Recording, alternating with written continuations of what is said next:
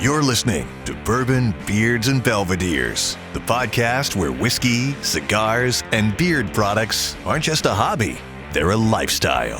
Hosted by Adam, Paul, and Jerry, three guys with real experience, full beards, and even fuller glasses. Each episode serves up thoughtful tastings, laid-back cigar talk, and honest takes on beard gear and beyond. From top-shelf pours to everyday essentials, this is the place where conversations flow as smooth as the whiskey. So, pour a glass, light one up, and enjoy the ride. This is Bourbon, Beards, and Belvederes.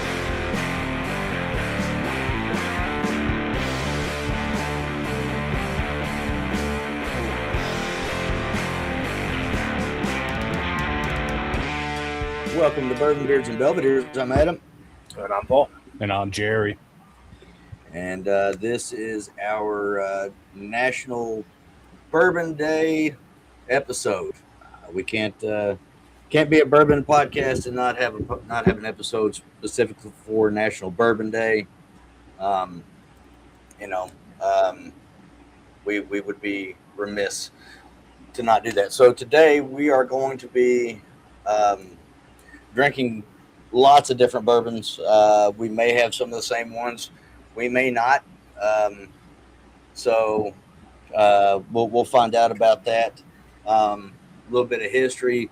National Bourbon Day is observed on June 14th, and that's it's basically to celebrate when bourbon was made, the national whiskey of the United States in 1964, passed by Congress, and because of that, it says that bourbon can't be made anywhere outside the United States. It's ain't been made in any state in the Union, so that's any of the 48 contiguous, Alaska and Hawaii, but it can't be made outside of the United States.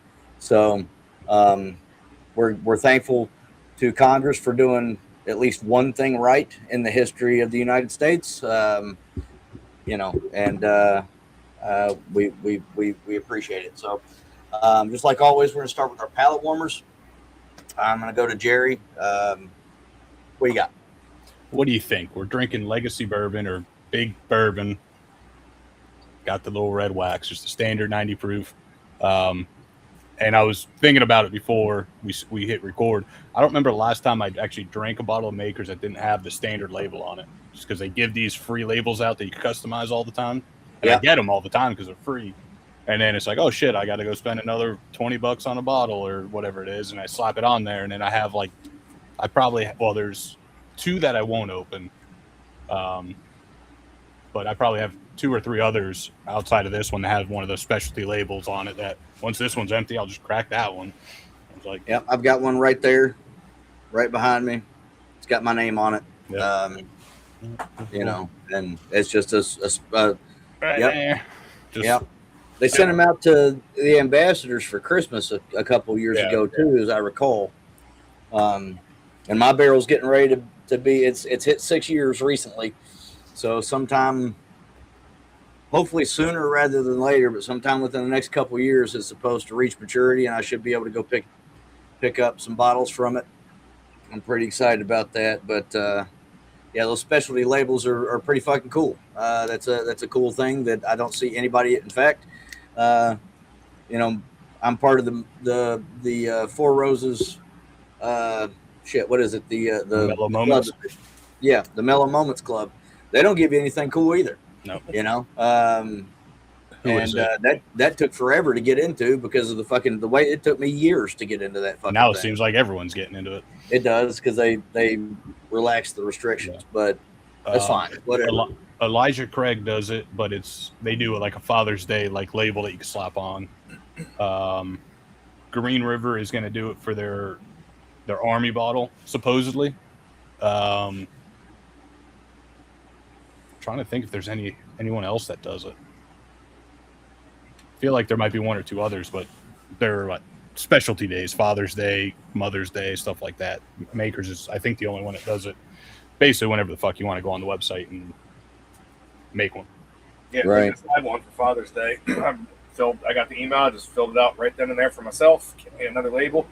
Half of them I just have, stuck up in the whiskey shelf, not even on the bottle, because every time I see the email, I go and fill out my address, my name, and get another one. Because they are pretty cool. If anybody from Makers is listening, I would very much appreciate it if you would start sending out the physical gifts to the ambassadors as opposed to the fucking code for a free movie. No, they stopped that because people bitch too much. Yeah, people bitching about not getting their free gift. I appreciate it, but at the same time, I think maybe every year probably not do that. You know what I mean? You gotta take care of the supporters. I wish which I don't guess. I mean, you don't have to do any of it because nobody else really does what they do as far as taking care of their supporters. So here I am bitching about something I shouldn't be bitching about either, but I'm gonna do it. Paul, what are you drinking? You already know what I'm drinking. Drinking old Jimmy White. Got the Jim Beam White label. The bourbon to test all bourbons against, in my mind. So start off with this to wake the palate up. Nice 80 proofer. It's a fantastic bourbon for $16. Can't go wrong. The black's better, but the white is just where bourbon starts. Well, I went with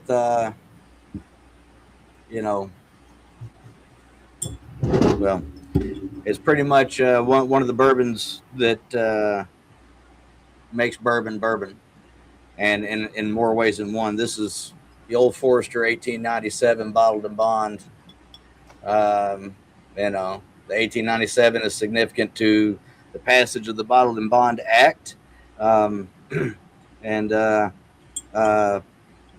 they started, Old Forester was one of the first ones to put it in a bottle, and they're still doing it right. They can do no wrong except for the pre-packaged mint julep. Stop making that. But everything else they do is fantastic. It was the first thing that I saw when I looked down. I have two bottles sitting right now. I got a single barrel sitting right next to it, which actually would probably be closer to what was going on back then, considering that a saloon would get a barrel and then people would go fill up their containers from said barrel. But at any rate, this is an incredible whiskey. It's readily available. I don't even know what the price is anymore. It got up to like $50 or something there for a while. It might have come back down a little bit now. Let's see here. It's $47. But it's worth it. It's worth every bit of it. The 1920 is my favorite, but this 1897 is really fucking good. It's going real well with the cigar, which we will talk about in a bit. How about you guys? Is your palate warmer working pretty well with your cigar there? I feel like it's the only whiskey that I have on this table that it's going to go with. Mainly because it's a lighter cigar, but it's going great with this Maker. It's bringing out a lot of like sweet, fruity notes I typically don't get out of Makers. Yeah. How about you, Paul? I'm getting a lot of get the Jim Beam nuttiness off the white label, but I was getting that off the cigar. There's like a walnut pecan kind of mixed nuts thing going on with the cigar, and there's almost like even before I took the first sip of whiskey, I was getting kind of like a dried fruity note off this cigar too. So it's going good with it. I mean, I'm jumping into some high proof stuff next. I think that'll help. See actually what pairs well with this cigar. 80 proof whiskey is one step above water, so that's right. Hard to really say, but we'll get into some higher proof stuff here soon and talk about it.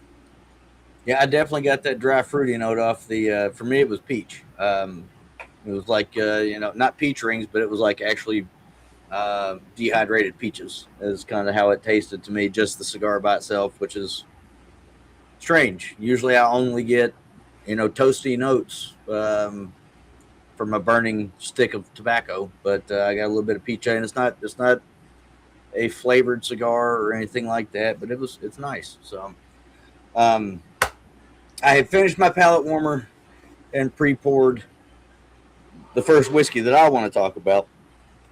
Are you guys poured up yet? Yeah, I definitely can be. I got a slew of legacy brands in front of me that we can rip through. All right. Well, Paul, tell us what you're going to start with, or what your tell us your first non-palate warmer while you're pouring it up there. Well, it's going to be another palate warmer essentially, but it's going to be controversial. And I didn't have a bottle of this in the house because I won't spend money on a bottle, but I did buy a 99-cent mini. It's not a bourbon, but it is a bourbon. It would be a shame to not bring Jack Daniels into discussion, even though they don't consider themselves bourbon. They are. And no, but the master distiller legit said it's bourbon, but we just don't want to be bourbon. Yeah, and everything they make except this is fantastic. Yeah, but I was at the liquor store and I was like, I don't know if I have a Jack single barrel anything right now. I think I might in the back of the cabinet, but I saw this there for 99 cents when I was buying. I forget what I was buying, but the Maker's Mark Brave bottle, and I was like, let me have a mini of that because I don't feel like digging for a Jack single barrel, where that's what I should be drinking because that's a better representation of the brand. But this is what they sell the most of, so in my mind, starting out with old Jimmy White and old Jack Black is pretty much sums up bottom shelf bourbon, but the good bottom shelf. Yeah, I've got two of the single barrels sitting right behind me, and Fantastic. Holy shit, those are, every one of them are fucking incredible. Really, really good, and they don't sacrifice. Having it at barrel proof doesn't sacrifice that banana runts flavor that so many people pick up on when they drink Jack. And I don't like banana runts, but I like that ester that gives it that flavor. I like that I picked that up in Jack a whole lot. It's great. So yeah, I mean it's there even while you're talking about it on this. 40 proof stuff, which, like I said, is so close to water is hydrating. But you get that banana funky note, which is fantastic. It's just this old number 7 is for mixing, really, not for sipping neat. But right. The brand as a whole is absolutely fantastic. We were there not too long ago. Beautiful campus. We sampled some absolutely fantastic pours, and it would be amiss to not mention them for National Bourbon Day, even though they don't consider themselves to be bourbon, but they are. They are. All intents and purposes, they are. Yep. So I got a little half pour of that just to make sure we mentioned them. Jerry, what about you? Good old single barrel E.H. Taylor. I figured I was trying to bring out a couple big names. And for me, at least, when I think of like the top 5 or big 5, whatever the fuck you want to call them, Buffalo Trace is definitely up there with them. And I figured this one's been sitting up there for years and I barely drink out of it. And it was either this or a Eagle Rare store pick. And I was like, you know what? I haven't had this one in a while, so I figured, why not take it off? It's also 100 proof versus the 90, and the Eagle Rare was 92. I kind of wanted to step up because my last one is definitely, right? I should say the last 2 are definitely up there in proof, so I kind of wanted to step up a little bit. And I figured Buffalo Trace is typically a lighter, fruitier type profile throughout it, so I figured it would go well with this lighter cigar. Now I'll say my next pour is definitely not a light, small. It is a heavy motherfucker, but we'll see how that goes when it comes to it. But yeah. What's the proof on that single barrel? 100. It's bottled in Okay. Oh, that's right. Shit, I don't even know why I asked that question. Jesus Christ. Well, I did almost bring out the barrel proof, but like I said, I wanted to step it up before these last 2. I'm going to cut in and sneak back in line before you, Adam, because my third pour is the E.H. Taylor small batch. So, drinking. Yeah, I got a bottle of that sitting right behind me there, behind the picture that's behind the Maker's Mark bottle that I pointed out earlier. And I'm glad that you guys would do that because I mentioned the Bottled and Bond Act earlier with the 1897. That was actually championed by Edmund Haynes Taylor of E.H. Taylor fame. And a lot of people don't realize he was related to President Taylor. But he he pushed that through. Spent 10 years of his life working on that, and again, that was passed in 1897. That's historically significant to me for two reasons. One, I love bourbon, and that was a big deal when it came to bourbon and American whiskey. But it's also historically significant because it was passed a full 9 years before the Pure Food and Drug Act. So we were more concerned with the purity of our whiskey than we were our food and our medicine in this country. That's priorities right there, you know.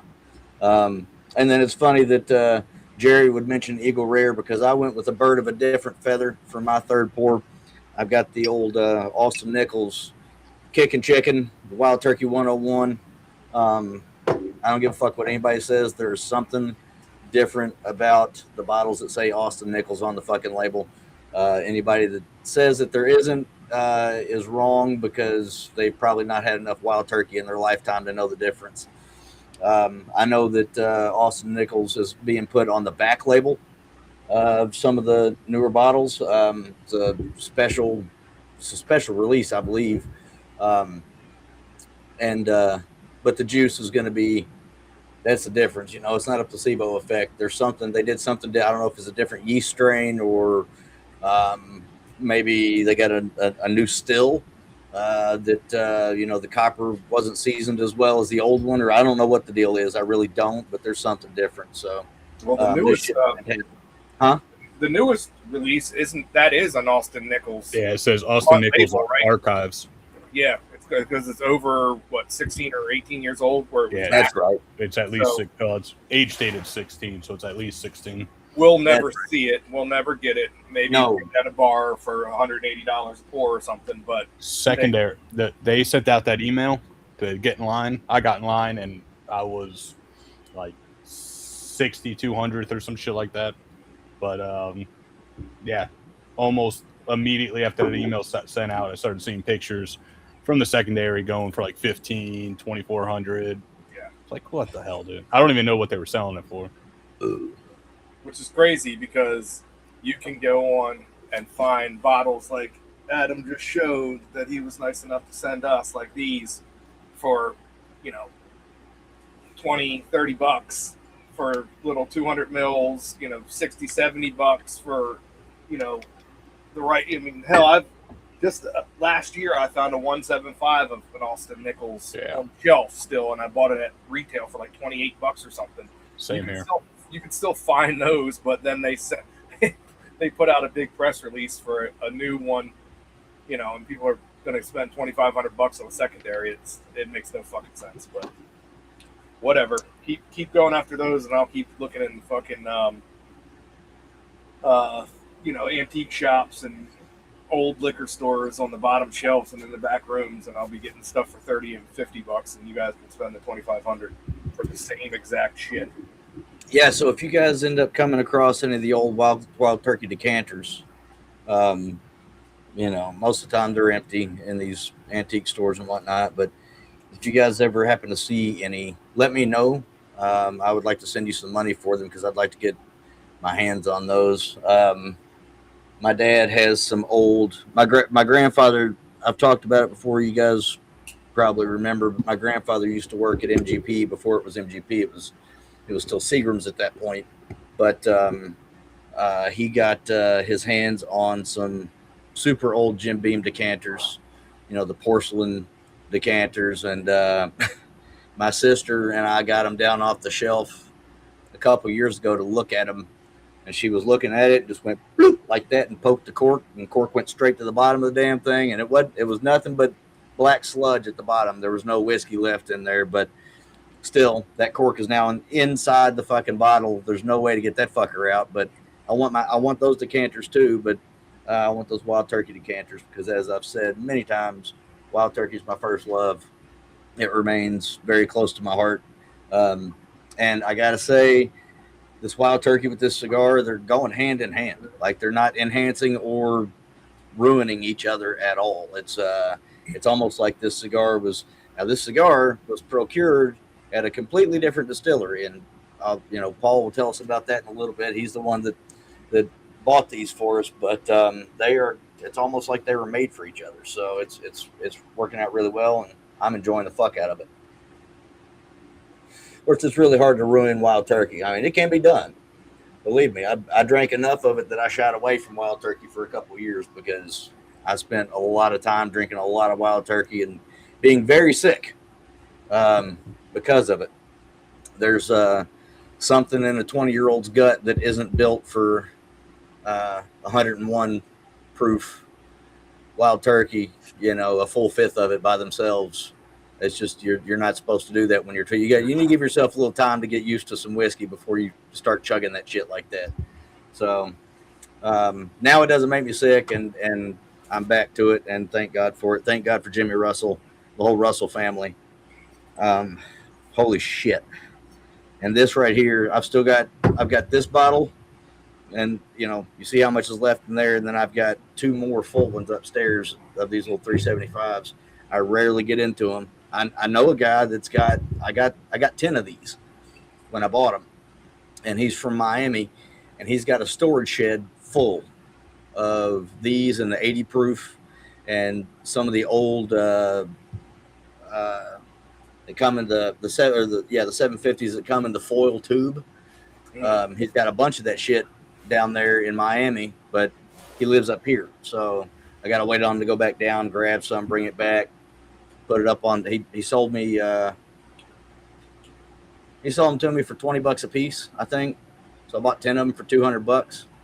I was fine with that. Good stuff. Really good stuff. Yeah, and you got over a fifth, and that's what that new special fifth is going for. $2,500, and you spent $200. Yep. Goes to show you, find the right deals. Don't go after the big marketing.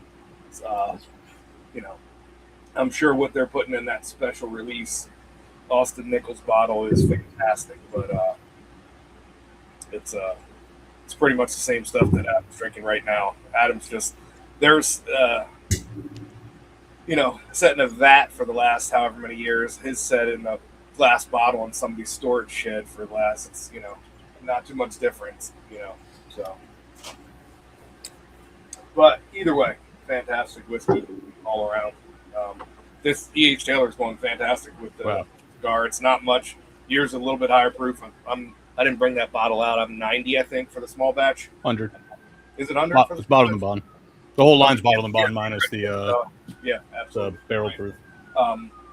So just a little bit getting into a little bit of proof, and I don't know if it's Adam mind fucking me or not, but I'm getting fruity notes off of this whiskey now that I wasn't getting before when I'm going from the cigar to the whiskey.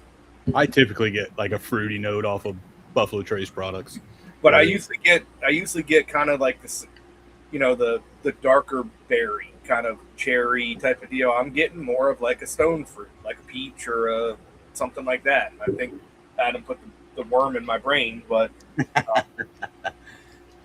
I'm not getting it when I only going from the cigar right to the pour. That's where I'm getting it. So it's weird. Well, Jerry, we already know what Paul's third pour is. So what do you got there, brother? Pulled out, like I said, I was jumping up in proof. Pulled out a 124.7 proof, 7 years, 4 months, 21 days. The 2025-03 Booker's Jerry's batch.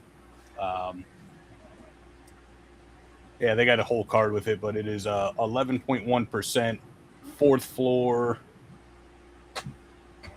fifth floor, third floor. They got a bunch of shit on there. Like, I'm not reading all that, like where it's coming from. And then they got thing. Nice. Basically, Jerry was the only master distiller, not a beam. So they dedicated this batch to him. Did this say what?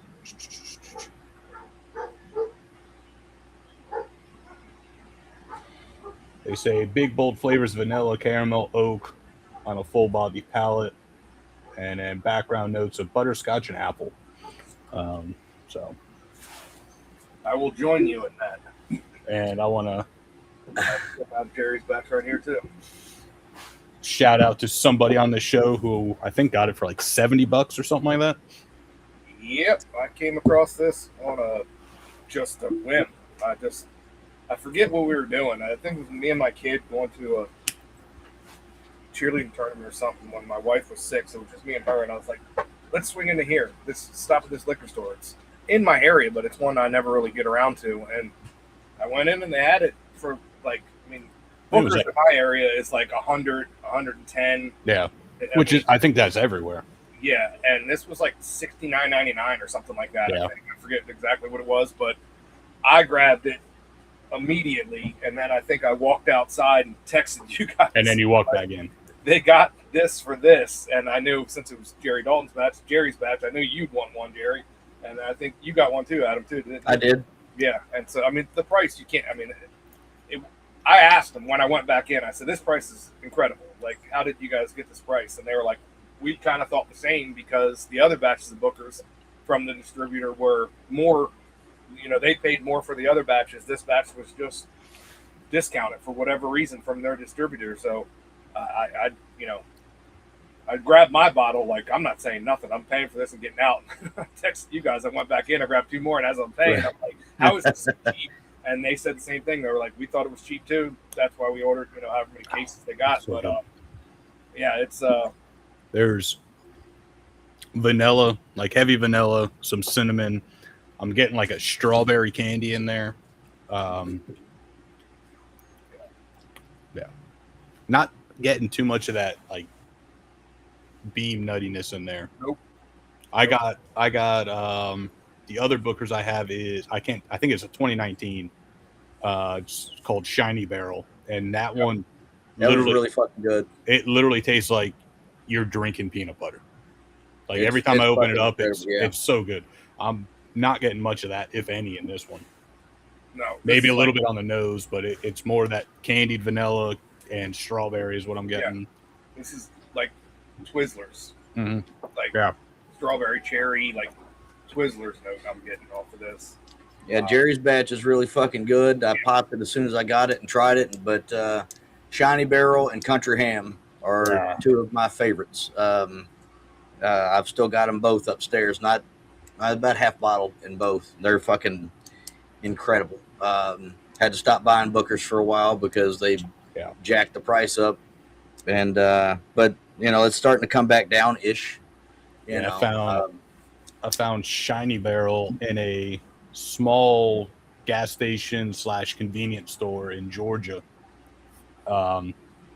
Went in there, just took a look around just to kind of see. I like going to those small little things. Most of the time you don't find anything, but sometimes you find a gem, and I see the box sitting there, and I obviously went up to it thinking it was going to be like $100 like it always is, and I think it might have been like 79 too, $79. I just grabbed that up to the counter, popped it down.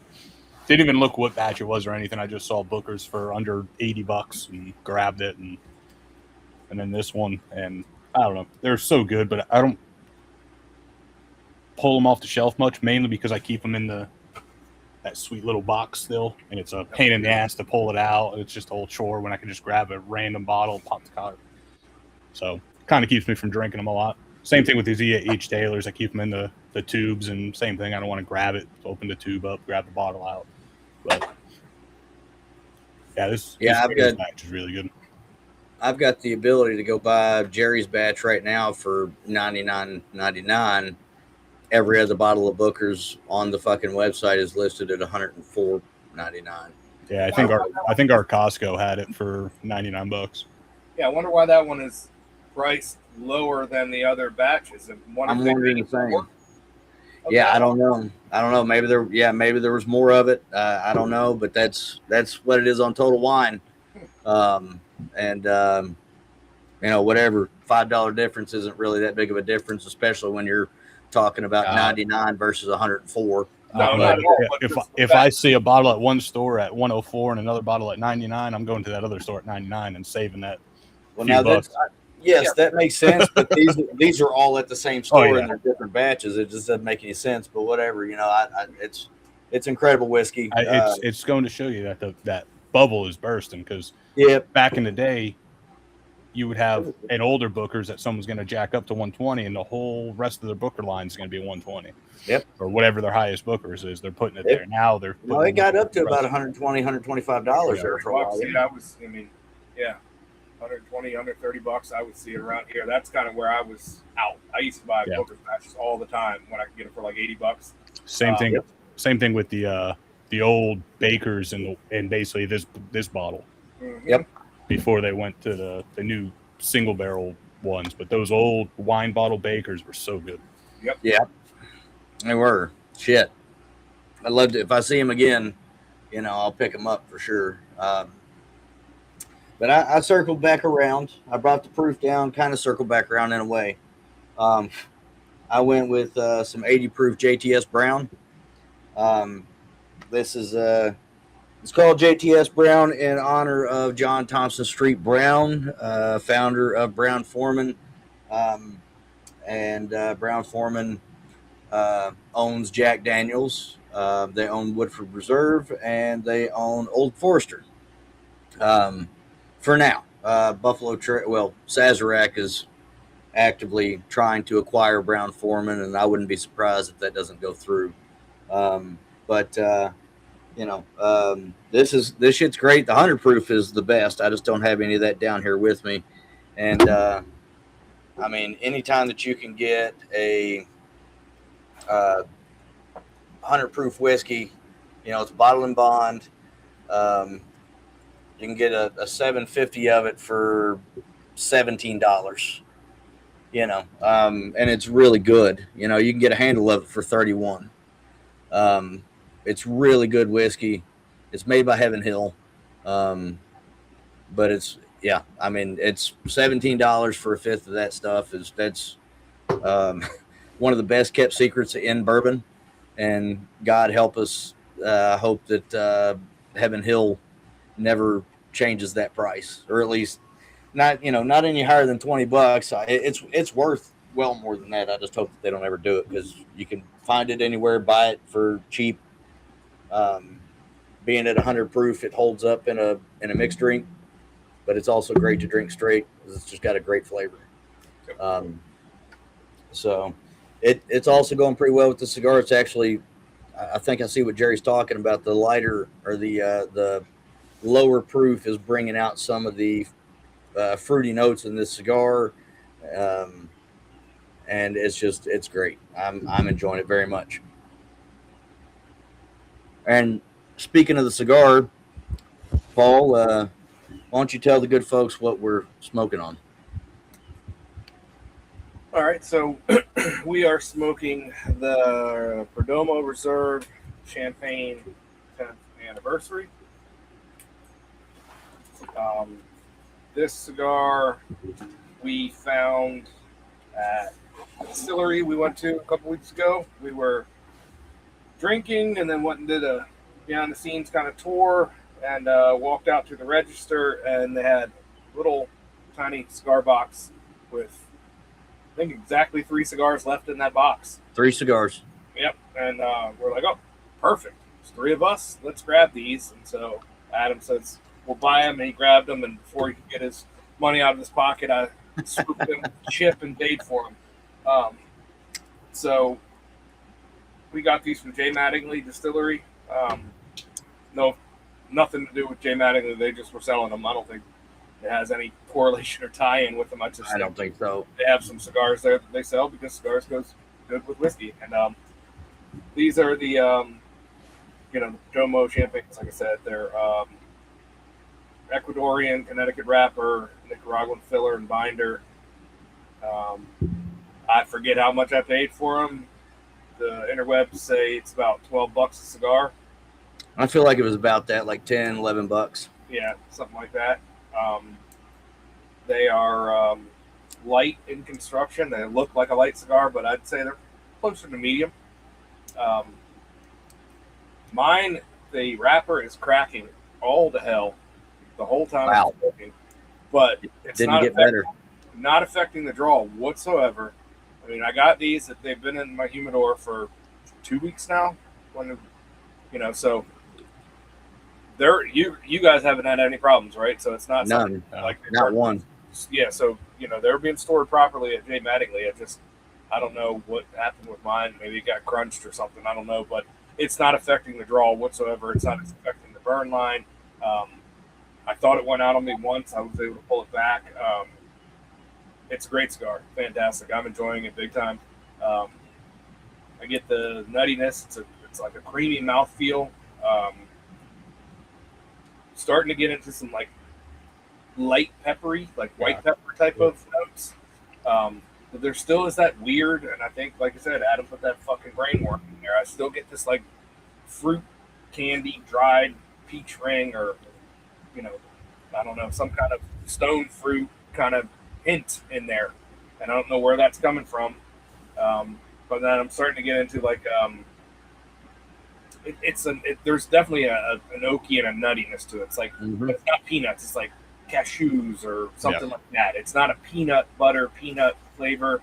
It's just like a lighter like almond or cashew kind of nutty note, which is fantastic, and it's going great with these bourbons. It's going incredible with this E.H. Taylor small batch. With a lot of Connecticut's, most of them, I get like this, like a creamy walnut pecan style, like that soft creamy nut, and then it's just surprisingly getting a decent amount of spice off this for being a Connecticut, which I was surprised about. But yeah, it went well with the makers, went well with the E.H. Taylor. Both brought out some fruity notes. I'm not getting fruity notes out of the cigar so much. I am drinking a lemon seltzer, so that's bringing something in there. But brought some fruity notes out of that. I didn't like it with the Bookers. It worked. It just kind of killed a lot of that fruity notes in the Bookers, which is weird because I was bringing fruity notes out of the other whiskeys I don't typically get. And in this whiskey, I do get fruity notes. It killed it. But it's also 120 something proof, 124, almost 125 versus 190 proof or so. That might be an issue there. Typically, I stay closer to that 80, 90 proof with the Connecticut.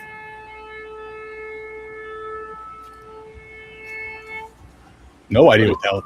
Oh, fire truck. Apparently, someone doesn't want to move out the damn way.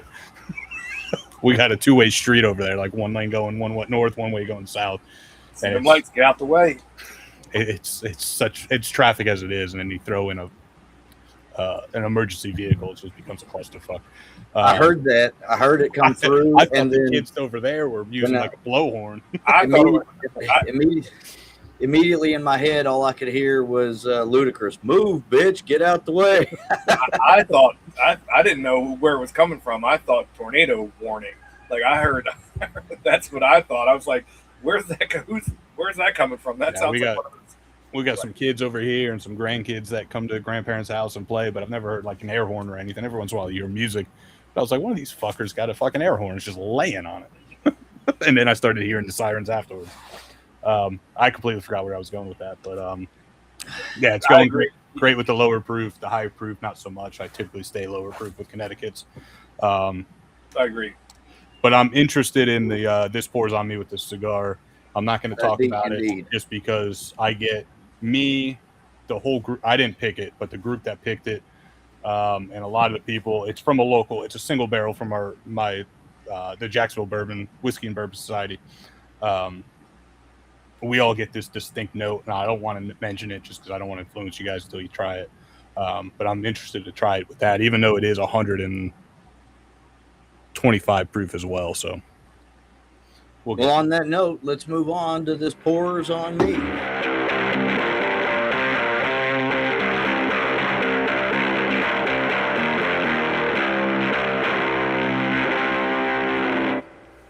Yep, I agree, and I'll just interject real quick. I agree. I don't think I like the cigar as much with the Jerry's batch, the Bookers, the higher proof. I think it took away some of that fruit, vanilla, strawberry, Twizzler note I was getting. It kind of muted that. I liked it better with the E.H. Taylor with the 100 proof, So we'll see what it does to this, whatever you said it was, 125 proof. Yeah, 125.2. So, like I said, this is a single barrel pick with a liquor store, Riverside Liquors, and the Jacksonville Bourbon and Whiskey Society, which is our local whiskey group. I don't know. We did a lot of big brand legacy brands. It's kind of hard not to do a DSP 10. So this is a Green River single barrel pick, 125.2 proof. It's called Down by the Riverside. Like I said, it's picked in conjunction with Riverside Liquors. 70-21-9 is the mash bill. No age on it, but I think they typically are like 6 years on their single barrels. I think, if I'm not mistaken.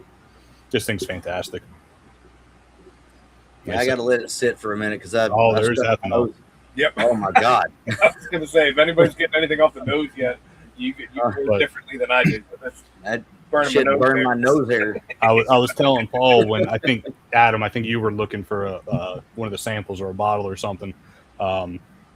This is off profile Green River in a good way. Well, I like Green River. Like you get some of those same notes, but there's a distinct note that all of us get on it.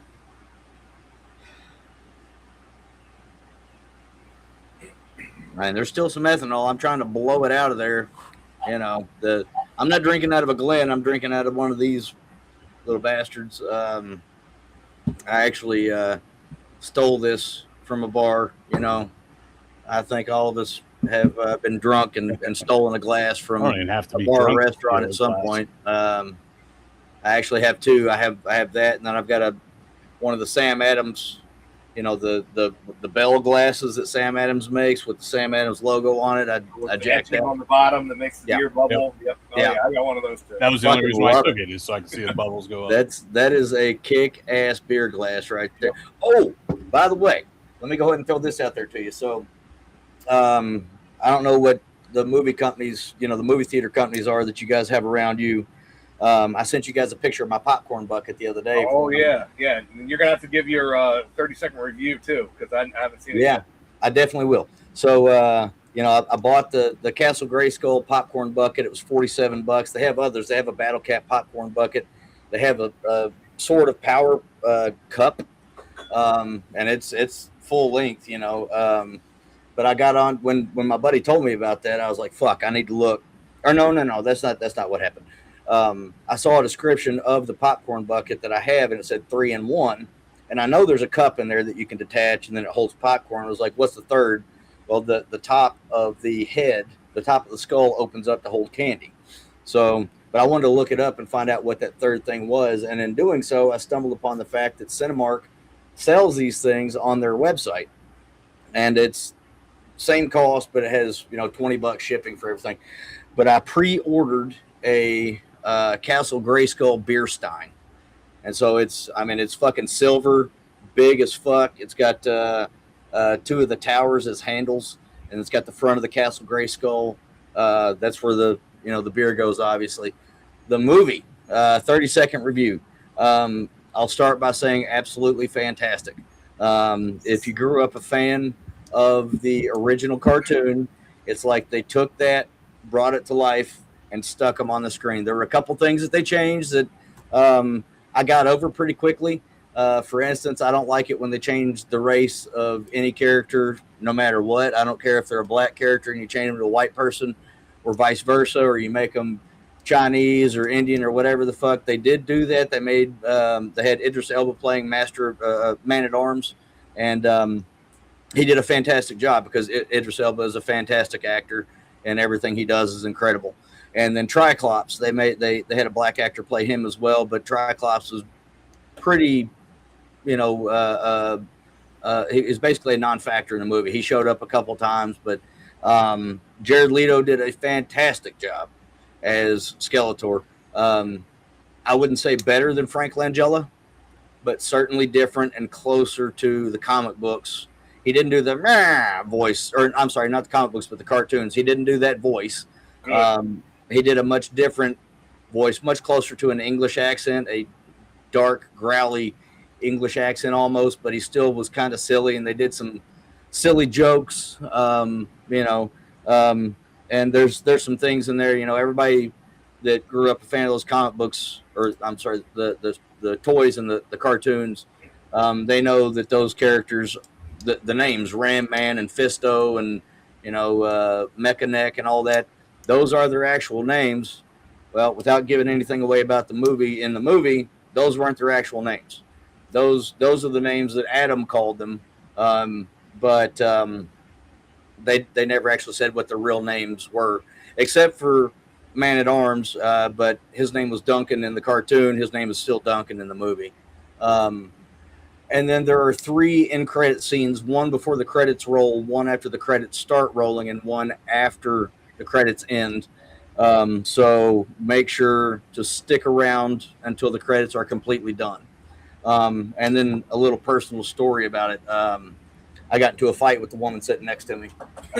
She talked the whole way through the fucking previews, and then talked through all the commercials, and then talked through the first 10 minutes of the movie. And it was pretty quick, but I turned to her and I was like, "Excuse me, ma'am. You're talking and it's distracting me. Can you please stop?" And she goes, "I can't hear you." "What?" And I was like, "You're talking and it's distracting me from the movie. Can you please stop?" And she got shitty with me. So I was like, "All right, fuck this. I'll go get the manager." So I went and got the manager, because if I didn't get the manager and let them handle it, I was going to handle it, and it was going to ruin the movie for everybody in the theater. My wife was sitting next to me, blood red. It's a good thing that it was dark in there so nobody could see how red she was turning. But that lady kept her mouth shut. But then when they were leaving, I was still sitting there because I knew that there was going to be one more end credit scene. And her do nothing, say nothing husband, who literally said nothing to me while I was telling his wife to be quiet, or asking her to be quiet, he decided to stare me down as he walked down the stairs. He was leaving the theater. I'm still sitting in my chair watching him, and he's staring me down like he's some kind of Billy Badass. I'm like, "Motherfucker, you didn't say anything when I was saying something to your wife. You're not going to say anything now that the lights are up and you can see who I am. You're going to walk towards the exit down the fucking stairs and stare me down like you're going to do something." It's like, if you want to have a conversation, come on back. We'll talk about this, but fucking don't act like you're Billy Badass while you're walking away towards the exit. So definitely worth seeing. Yep, there it is. There's the cup. The 2 popcorn buckets, couple cups, and then the sword. The other thing that they didn't do in the movie, so in the cartoon and the toys, Skeletor had a sword that matched Prince Adam's sword, and when you put them together, that made the Sword of Power. Yeah. That wasn't the case in the movie, but that's fine, whatever. But it really was like they took the cartoon and brought it to life. The guy that they got to play He-Man. So, quick backstory on that: it was supposed to be an actor named Armie Hammer, and some rumors came out that he might be a cannibal, so they pivoted away from him. That should have solidified his role as whatever. But the guy that they got to play him, now I've seen pictures of him before he bulked up, and he's a skinny, spindly little fucker. He really put in some work to be as big as he was. And there's 2 different, so once he turns into He-Man, he gets even bigger. And he's a big fucker. He's a big fucker in this movie. But once he turns into He-Man, he gets even bigger. So I'm assuming that what they had to do was shoot all the scenes of him as Prince Adam first, and then he had to go and get even bigger and then come back and shoot the scenes for He-Man. But he put in a lot of fucking work, and I'd say he's probably juicing too if I had to guess. But it's great. It's absolutely great. It was my childhood brought to life. They did not fuck it up. And I've always been a big fan of the original Masters of the Universe movie because it's so fucking terrible. Mm-hmm. But it's a lot of fun to watch. And there's one other thing. I can tell you this without ruining anything about the movie at all, or even the end credit scenes. In one of the end credit scenes, you finally get to see Orko, which they did not have in the original Masters of the Universe movie. They did put him in here. I won't tell you what happens in that scene. He's in it. It's non-consequential. It's funny, and that's the only reason they put it in there. But I feel they set it up. Again, without giving anything away, they set it up in the end credit scenes for a second movie, and some more characters and things like that. And I'm very, very excited. Actually, I'm more excited about seeing Orko and somebody else in the second movie than I am anything else.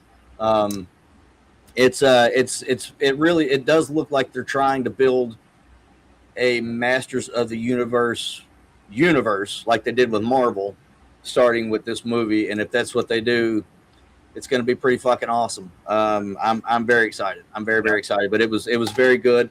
I might go see it in theaters again because apparently the certain theaters have Battle Cap for the popcorn bucket. Certain theaters have the Castle Grayskull. And we've got another theater. It's a different company right up the street here. So I might go up there and watch it again just to see if they've got the Battle Cat. It's $47 as well. And then they had for Mando and Grogu, they had an AT-AT popcorn bucket. And the way they had it positioned, it was the back legs were still standing up straight. The front legs were down, and the head of the AT-AT was crashed on the ground, just like when Luke took it down in Empire Strikes Back. So I almost bought that too, but it was a little more expensive. It was like $120. So I did not buy that. But fantastic movie. Highly recommend. And I'm a big Star Wars nerd, and I went to go see Masters of the Universe before I still haven't seen Mando and Grogu. So that's what I was more concerned with. That's good to hear, because I'm right there with you. He-Man is like my childhood, and I was hating that they were going to ruin it when I saw some of the casting. And I've seen reviews that say Jared Leto sucked. He was overly goofy and stuff, but all the reviews are coming from like 25-year-olds. And I'm like, no, I need to hear a review from somebody that watched the cartoon when they were fucking 7 years old, like I did. And so I saw that you texted us that bucket that you got, and I was like, awesome. I'm going to text him tomorrow, and I need a good review, and I forgot to. So that's perfect. I know I'm going to love it. I think it looks fantastic. I've always in my head, I wanted them to do Alan Richardson as He-Man, but the guy they got, Alan Richardson would be great. I think they juiced the guy up, like you said, that they got. That's I forget the actor's name now, but he looks fantastic as He-Man. And the reviews I heard were like they weren't using they wouldn't say the characters' names because they're controversial, and no, they said them. He called him Fisto, he called him Ram Man, he called him Neck and Neck. Yeah. It's not a whole lot, but he does call them that. I think it's campy. It's supposed to be. I mean, it's it's a cartoon that was fantastic and also kind of funny and goofy, and so no, that's good. I'm glad that you give it 2 thumbs up, because I'm all about it. I try to get my kid to go see it with me, and she has no clue what I was talking about. So it's going to probably be one of those ones that I sneak off and just go watch by myself, and buy a $50 bucket and sit there, and hopefully I don't sit next to somebody like Adam did. But the little girl that they got to play Tila, and this is really why I didn't like that they made Man at Arms a black guy. Tila, the little girl that played Tila, she is Hispanic and looks white and does not look mixed at all. She was in Riverdale. She played Veronica in Riverdale. Archie and Betty and Veronica. It was a TV show that was on the CW. Yeah. I know what you're talking about. I never watched it, so here, I'll show her to you real quick. She's cute as a damn button, and she did a really good job playing Tila. Let's see here. Let me share. Yeah, I'm just glad, because I've heard mixed reviews, and I'm like, if I go and I'm disappointed, oh yeah, okay, yeah, I know exactly what you're talking about. Yep. Yeah, she did a really good job, but I don't know. Take it from somebody who did grow up watching the cartoon, who still has He-Man toys around here somewhere. Grayskull that you could talk into the thing and it made your voice sound wobbly. I don't have that. I do have the action figures though. They're all in my storage unit. I still got them all. Do you? Yeah. Yeah. I've got a Skeletor. I've got a He-Man. I've got the blue He-Man. I don't even remember what he was called. I got to look it up right now. Now you're making me. Faker. That's his name, Faker. Yeah. So I've got Faker around here somewhere. I might have a beast Creative man. name. Such creative name. Yeah, very. So, I love it. and now that I've given that review, let's get back to this whiskey because I just tasted it, and I want to see if the note that I get from it is the note that Jerry was talking about. So, have you tasted it yet without the cigar, Paul? No, I just had the cigar. I need 1 second. Yeah. So the note that I get is super heavy peach. Like getting kicked in the face with a peach.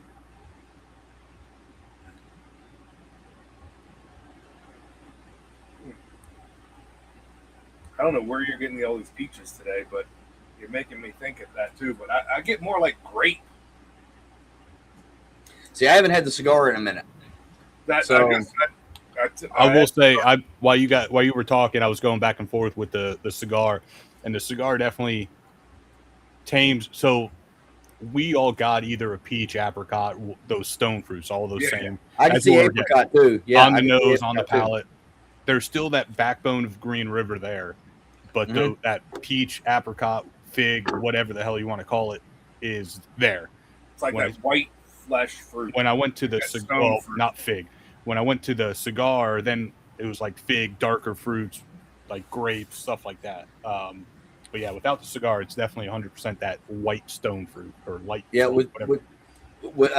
now that you said apricot, I'm going to switch my answer to that as opposed to peach. The two are, at least for me, fairly similar in flavor. I would say the nose is peach, the palate's apricot. At least I get apricot like a motherfucker on the palate. Yeah. That's incredible. That is really fucking good. Yeah, now, I've not had it with cigar.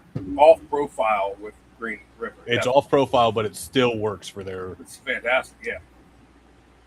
And my cigar is out. I'm not going to bother relighting it because I don't want to. So, plus I'm not sure if that's going to ruin it. I'll let you guys tell me if it ruins the whiskey or not because that's fucking great.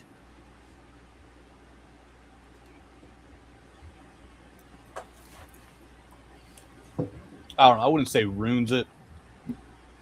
Definitely doesn't work as well as a lighter proof. Definitely brings like a toasty quality to it, almost like a toasted version. But not but not like a good like toasted bourbon, like one that they put like toasted staves in. You could taste it. Okay. It definitely mutes like the peach, apricot, stone fruit version into more of like a dry, dark fruit for me. It works, but it nothing that it changes. I almost get like a dark fruit. I feel like I'm almost getting like a chocolatey note from the cigar to this whiskey now. Yeah, which is good on its own, but I like it better. I think this cigar is suited for lower proof whiskeys. Yeah, it's a mild to medium, probably closer to mild. Yeah, definitely goes with a lighter whiskey. Went very well with lower proof whiskeys, 100 and under. Yeah. Above that, with the Bookers, with this, so much better on their own. The cigar kind of changes the bright notes that I get out of both of these whiskeys, the Bookers and this one, to something a little darker, which is weird because it's a mild, lighter cigar, but it kind of changes those notes. So I would say this cigar is fantastic, but have it with a lower proof whiskey, or maybe even a rum, maybe. But I can see it. High proof whiskey, get yourself a medium plus to full cigar. I think these will go so much better with a darker cigar. That's just for me, but yeah, no, I'm right there with you. Yeah, I wish I thought about it. I would have brought out a rum just to try it. I could see a nice sweet rum, whether it's high proof or low proof, working with it. But yeah, lower proof whiskey, coffee, something like that. Definitely not with higher proof. Yeah, I'm looking for a rum too. The only rum I'm grabbing is 65% right now. I don't think I have a low proof rum out here to try, so. I know I don't. Yeah, when I picked these whiskeys, I wasn't thinking so much that I'm pulling 3 fruity whiskeys and a wheated whiskey that has sweeter profile. But it worked out. I take that back. I do have a 90 proof Kirkland brand original spiced rum. I won't be drinking this because I don't. There's one spiced rum that I like, that OFTD. Otherwise, I don't. Where's that? I'm sorry. Where's that one from? Kirkland. No, the producer. Does it say? It does not. It says patiently crafted and made from the rum distilled, made with rum distilled 5 times from first pressing of virgin sugar cane grown in rich Caribbean soil and tropical sunlight. So wait, hold on. Oh, it's Sazerac. Shit. So Myers. Well, it's bottled. It's bottled by Sazerac. It doesn't say where it's distilled. Myers is owned by Sazerac. Which, talk about that. So anyone in Nashville knows this name most likely. We just had a Smoker's Abbey open up here, and I went to the grand opening yesterday. And I walked in, and I've talked to the owner before, and I went to go say hi to him, and it just so happens right next to him was this old bald man with a scally cap on, and it was fucking John Aldi. He wasn't expecting to see his ass there. He drove 4.5 hours down that morning, so I got to hang out with him. But they were doing a Drew Estate was the like the sponsor or whatever you want to call it, and so I was looking at some of their stuff just to kind of see, and apparently they have. I meant to look it up. I didn't really do research on it, but it's like a Myers. I think it's going to be like a rum finished cigar. Like it had like the Myers name and stuff on it. Let me see if I could find it.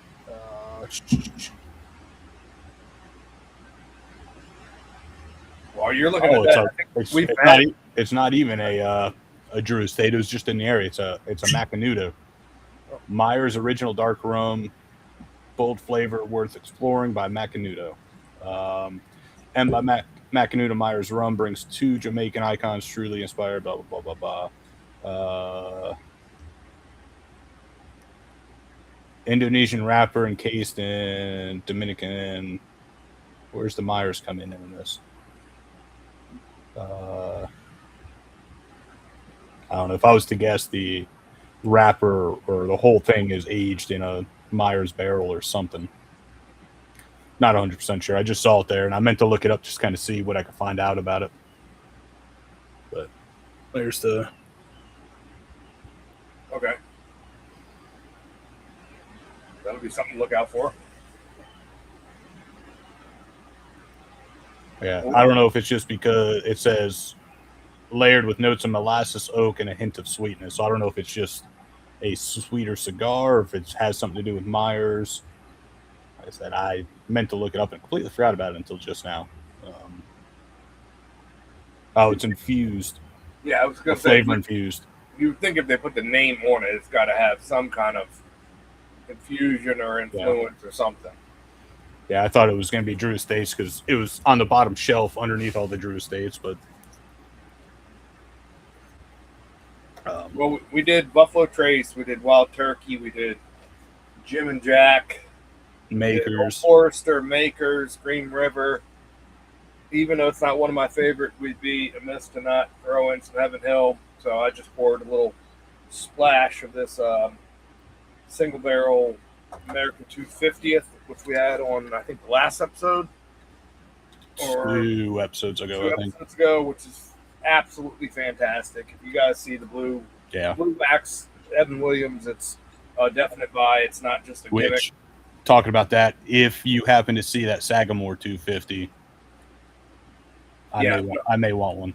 I'm looking. I think I want to say I saw the release dates like the 9th or the 10th. I'm looking. So I'm looking for that one. But Heaven Hill is in the, if we're talking about heritage bourbons, obviously, we can't leave out Heaven Hill. You know, not one of my go-to brands, but this bottle, this 250th, the blue wax top is $40 is incredible. We talked about it, like Jerry said 2 episodes ago. It is worth its weight in gold for the money. It's so good. So I'm right there with you. Not a Heaven Hill fan, but I do enjoy Evan Williams, whether it's like the Black Label. It's going to be just like the Jim Beam White and the Jack Daniels. It's nothing special, but it'll get you where you need to go. The Bottleman Bond's fantastic. Yep. I've had, what is that, the 23 year, the original blue wax. I was able to try that. That is I think that was like pre-fire, whatever the hell it was. That's fantastic. That 250 bottle is amazing. I do like Evan Williams. Yeah, Evan Williams White Label is one of my just absolute favorite all-time whiskeys for the price. Some of the Elijah Craig barrel proofs are fantastic. There's a lot that I like from Heaven Hill, but I'm not. It's not my go-to every day. Just like I'm a Jim Beam fan. I'm a Wild Turkey fan. I'm a Old Forester fan. Everything they make, yeah. I love. Jack Daniels, everything they make, except this little guy, I love. Heaven Hill has a lot that I don't really love, but where they hit. And so even the Evan Williams 12, I don't like the price on it, but that is a fantastic bottle. Yep. I think me, Adam, and everyone else picked it up at the distillery. I think it was $1.25 or $1.75, something like that. It wasn't. I think it was more closer to $1.25, $1.50. It was. It wasn't anything like outrageous for these limited stuff, but at the same time, when you hear the prices that people are getting them in Japan and flying them back over when somebody's just stationed over there or whatever, it's just like shit. Like I could get 2 or 3 bottles out that way and get plane tickets back. Right. I know. Get a trip to Japan and a couple bottles out of the deal. Yeah, and they got some of those wild turkeys out there, and was that the Wild Turkey 12 year or whatever it is out there? Yeah, they got the specific Eagle Rare that shipped overseas only in the 700 ml bottle, and the Weller as well. The Weller 12 with 700 ml. Rams, I think they got. Yeah, there's a bunch of shit that you could go buy yourself a plane ticket and go and get internationals, duty-free pours and just not go anywhere. Right. But yeah, I mean, I think we covered most of the big brands, and I'm sure somebody will let us know if we missed one of the heritage brands. I know one, but I don't think any 3 of us are fans of it. You got to say it now. It's Woodford. None of us pulled out a Woodford. Oh, see, I had a Woodford because I just literally last night went out and I had the worst trip of my life. I had to go run out to buy a transfer cable. I was doing some data transfer from an iPad to a laptop. Couldn't find a cord that was working right, so I went out to Office Depot. They were closed. Who closes at 7 o'clock on a Saturday? Fuck you, Office Depot. So then I had to find I found a Verizon store, and they were open until 9. I get there at 7:59, and the door's locked, and they just hadn't had a customer in 2 hours, so they locked the door, and I was like, please, knocking on the, please sell me a data transfer cable. And so they let me in. Thank God, Verizon Pasadena, awesome. They let me in. They sold me and I'm like, all right, well, pouring down rain. There's there's a liquor store right here that I haven't been to in a long time. I went in. They had a Woodford Double Oak pick. So you guys are going to get the sample of that here soon. It's really good. Woodford Double Oak is one of my favorite all-time pours. That's one of my pours. I when I first started drinking whiskey, Woodford Double Oak was one of my go-tos. And so they had it for $59, I think, which is cheaper than I think most Woodford Double Oak regular bottles are that I see around me. So I had to grab that. I drank a couple pours of that last night after I got all the rain-soaked wet clothes off me. So you guys will get a sample of that. I almost grabbed that to come out here to my little shed that I podcast in, but my hands were already too full. So Woodford is one that, I agree, we should mention. Same thing with Heaven Hill for me. Good stuff and stuff that I just pass on. Woodford was one of mine that was my go-tos for a while. There was a two cigar lounges that me and a buddy used to go to weekly. They had trivia and live music on, I don't remember if it was Tuesday or Wednesday, but we used to go weekly to one of these two lounges. And Woodford was one of the whiskeys they had. They had like the Wild Turkey, the Maker, stuff like that. But the Woodford was like all right, let me get that, whether it was neat or on the rocks. And then I found out about the Double Oak, and I drank that.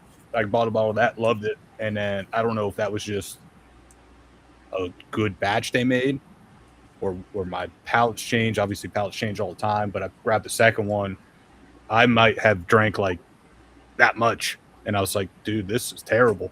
And I drank a little bit more here and there, just kind of see if it was just something I ate or something. And it just tasted terrible. So I ended up just bringing it to all these bottle shares and finally gave it away. But yeah, I don't know. Woodford used to be one of my go-tos, and now I can't. Some of their, I don't want to call it experimentals, but there's limited batches that they put out are good. I like the rye. The rye is pretty good. Yeah. That's good rye.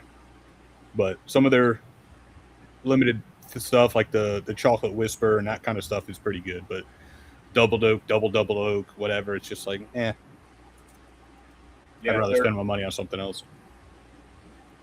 That's kind of how I was. I mean, I bought tons of bottles of that Double Oak when I was like kind of first getting into whiskey. That was like my go-to. Like the straight pour for me was Woodford Double Oak. I thought that was the best. I was drinking McKenna and Woodford Double Oak. They were my go-tos. And then started, getting into more different stuff. And I still love Woodford Double Oak, and this store pick is fantastic. But a lot of the other stuff, the regular Woodford stuff is, like I said, it's fine. It's just not something I'm going to seek out, but they're in the conversation here.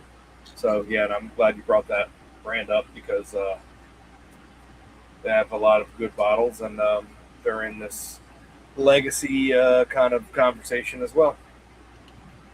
Yeah, I'm not really a fan too much. Depends on what I get my hands on. Some of the specialty bottles are pretty good. That chocolate, whatever the fuck that I sent out to you guys is fucking incredible. Their regular offering is not for me. If I'm going to drink it, I'm going to drink it mixed. But or on a plane, right? Or on a plane. Yeah. Just whatever plane. I forget what plane you're on, but you can only get the Woodford, and that's. I think American has Woodford and Jack, and I usually go with the Jack or a beer. Oh no, I get the Woodford when I'm on American, and so it's a good plain bourbon. Because when you're on a plane, any bourbon's a good bourbon. Truth. Tastes better at altitude. Yeah, there's another one we forgot. It's not a Kentucky one, but we didn't touch on MGP, which. Well, yeah, that. But I was trying not to do them just because. I think you should. I mean, I think that's. They should not be left out of this conversation. They are. I mean, on the forefront of pushing good bourbon. MGP and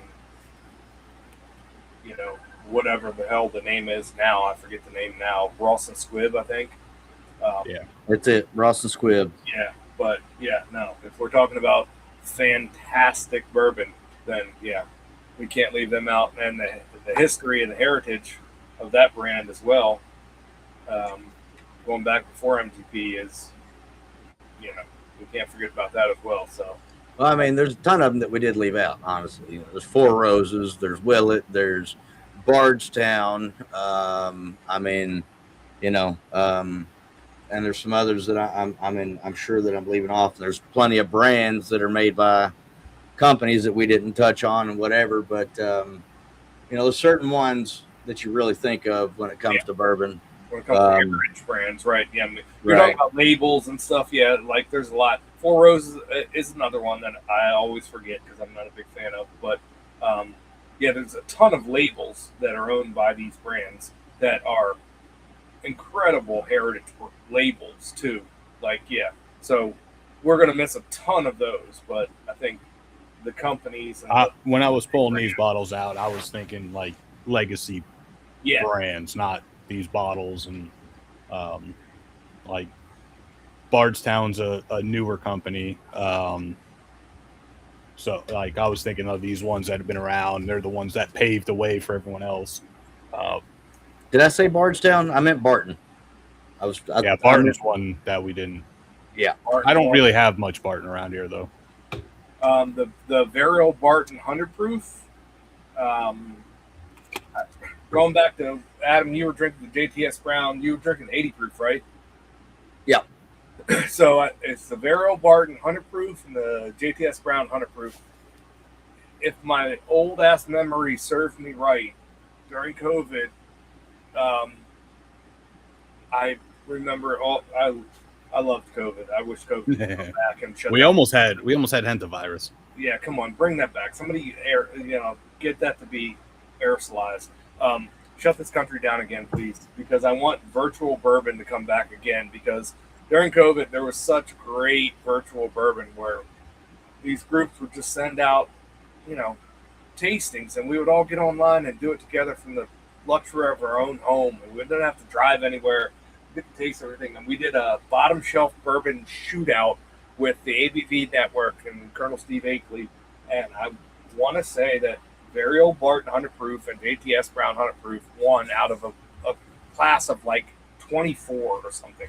Like it was multiple weeks. We drank like 6 whiskeys every week, and they were all like bottom shelf, like quote unquote bottom shelf, because they're not. They're fantastic. But what the public perceives to be as bottom shelf, cheaper bottles, and the Varial Barton, that, in between genie bottle, and that J.T.S. Brown 100 proof, they were the winners over some bigger names that, like just regular standards, like, Jim Beam 100, Old Forester, and things like that. Like those were the winners. So we'll have to recreate that.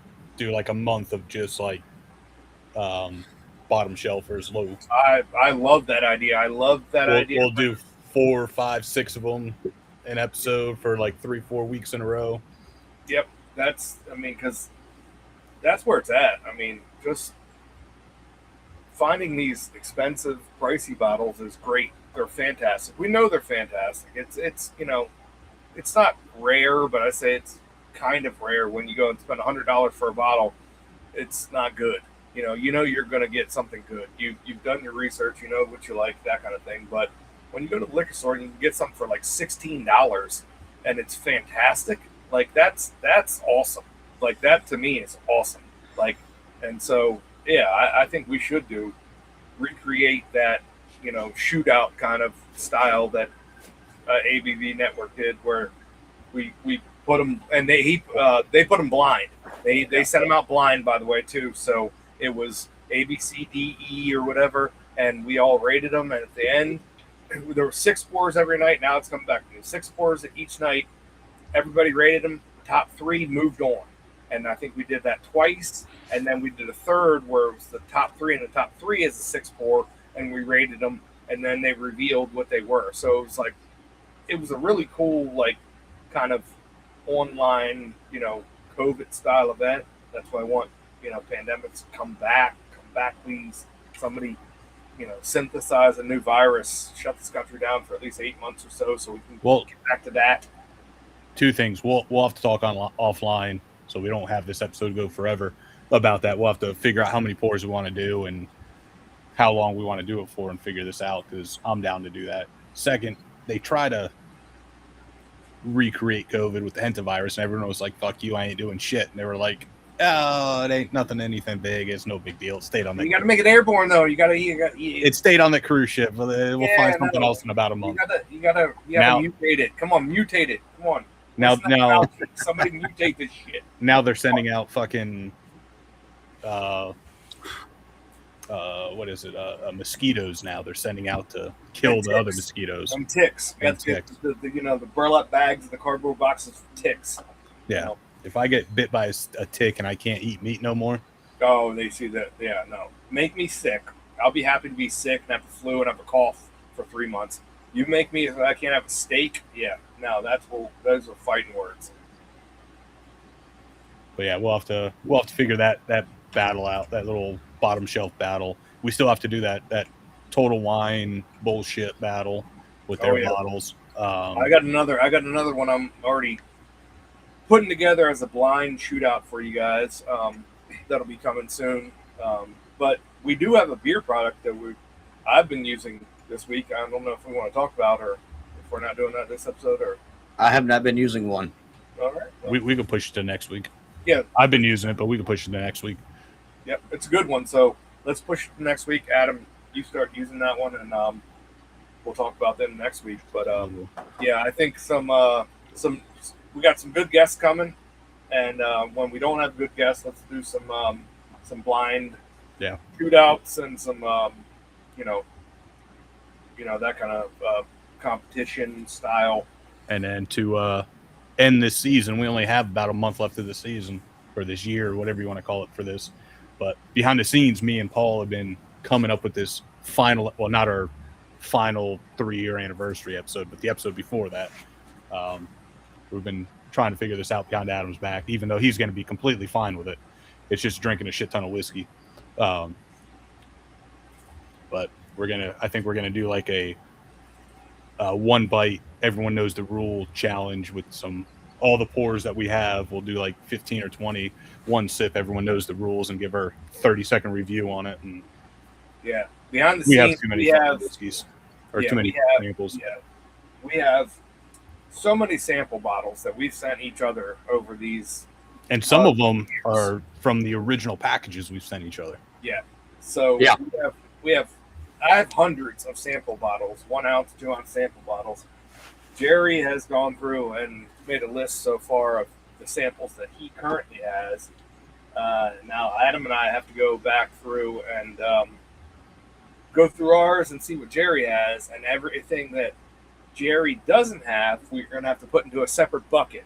And so when I get my bucket of everything Jerry doesn't have, because he did it first, and Adam goes through all the samples and everything that Jerry doesn't have and put in his bucket, those are going to be the just one sip, everybody knows the rules. And we're going to have to get on here on a Friday or Saturday night and go through like 30 or 40 samples each with a little swig and be like, this is good, and get rid of all these samples. Because I have so many fucking samples that these guys have either already drank, didn't get, I forgot to send, they forgot to send, whatever. We have so many samples that we have sent out to each other, maybe or maybe not, for this show.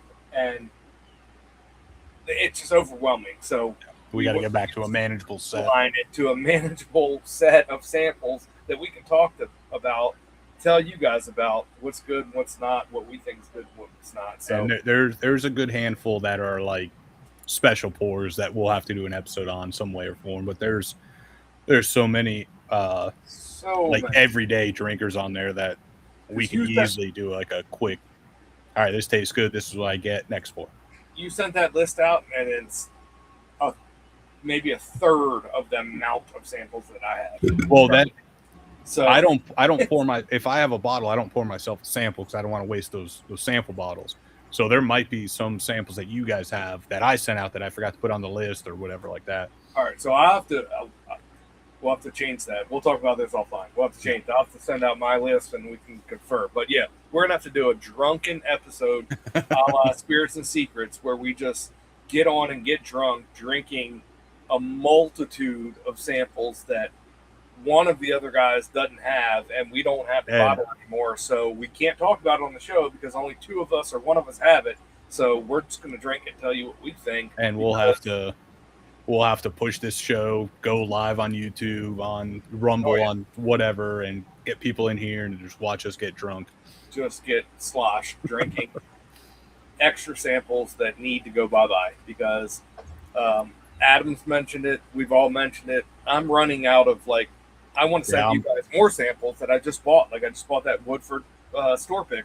I'm running out of sample bottles. Yeah, but I have tired of buying that are filled with stuff that you guys probably don't have. So I refuse to go on Amazon and buy more sample bottles when I know that a lot of these, I'm the only one with this exact sample. So I'm going to have to do that with my personal samples too, because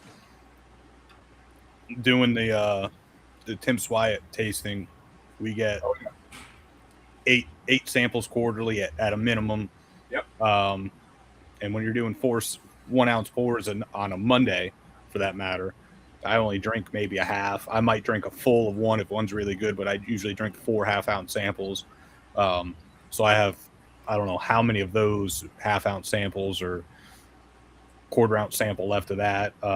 People give me stuff, and I'll try it and then put it away to try it later.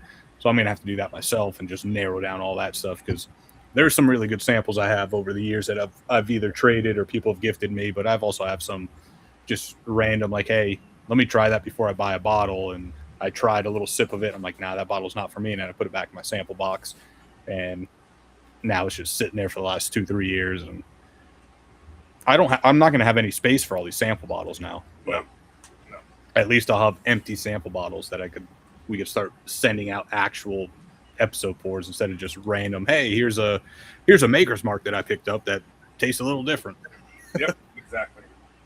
So yeah, that's coming. We're doing that. We're going to get hammered. We're going to make fools out of ourselves. So stay tuned. Yeah, that should be, I think that's 2 episodes, not next week, the week after. And then the week after that's our 3-year anniversary. And the week after that, we started a new season. Like Paul said, we got some cool guests coming up. Definitely been reaching out to a ton of people. Paul's has a cool one that he's working on. Looking forward to that one a lot. Yeah, no, we'll throw it out there because he said he was all about it. Mark from Old Line in Baltimore. American single malt rum. I talked to him 2 days ago. He said he's all about being on.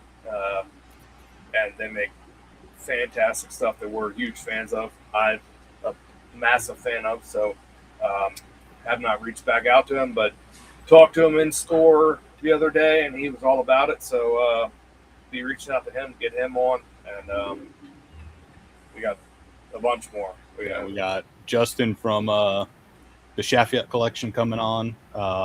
The Cigar Clowns have agreed to come on. We have to figure some stuff out for that. Can't remember the guy's name, but from Small Batch Beard Co. He's coming on. Hayes Gray has agreed to come back on. We'll talk about their new cigar and then the TPA event in October. Jay Mattingly and Todd, they'll be back on, I'm sure, multiple times. There's a few other people I'm blanking on right now that I've talked to that said they'd come on to whiskey and beard products. So, yeah, trying to stack this with some guests just because as much as I like talking to you guys, I kind of want to talk about these guests more. Yeah, sure. I agree. Agreed, 100%. Guys, I think that brings us to the end of another episode of Bourbon, Beards, and Belvederes. It's like always, we want to encourage you to support veterans, active duty members, LEOs, first responders, firefighters, doctors and nurses, anybody that's out there serving us.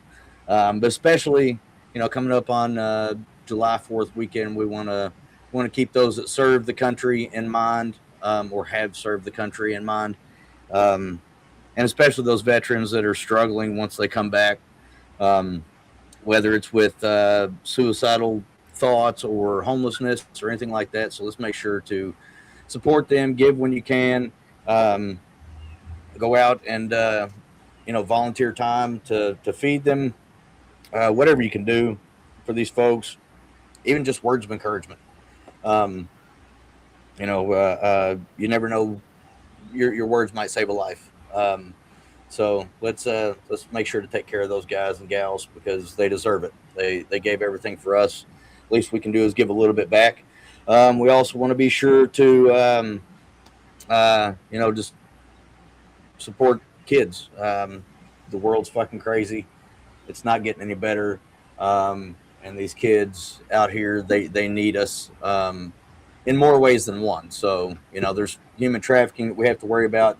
So always be on the lookout for kids in your neighborhood walking home from school, or, it's going to be summertime. They're going to be outside playing. Let's make sure that, you keep an eye on the kids in your neighborhood, even though they're not your kids. Keep an eye on them, make sure somebody's not trying to do something nefarious. And then, we need to find a better way of raising these kids because some of these kids are not getting raised right, and they act like assholes. And they could use a little bit of direction, a little bit of discipline. even if you're not their parent. You know, I don't shy away from telling a kid when they're not acting right. So whatever we got to do, but let's make sure to, because they're our future. They're going to end up running the country one day, and we need to make sure that they're not idiots. So do whatever you can do. Make sure to check out all these products. I'm not going to list off their websites because there's just a lot of products that we talked about. They'll be in the descriptions, and if you're watching YouTube or Rumble or one of the videos, there'll be a little thing right here. There you go. So let's check those out because they're all fantastic. And honestly, to be honest with you, you guys probably already know all these.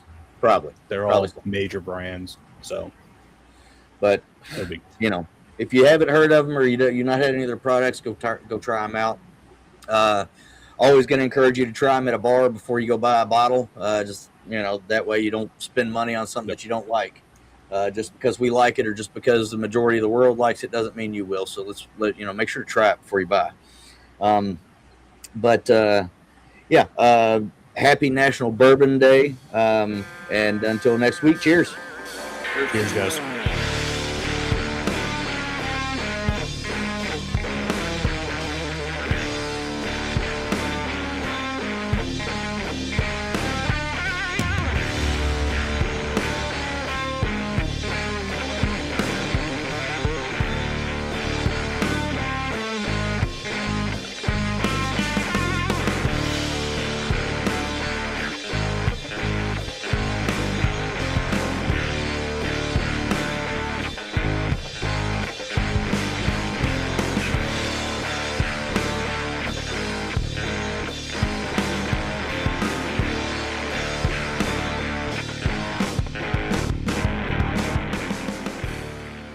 Bourbon, Beards, and Belvederes is produced by Adam Bolden, Paul Rousseau, and Jerry Ullman.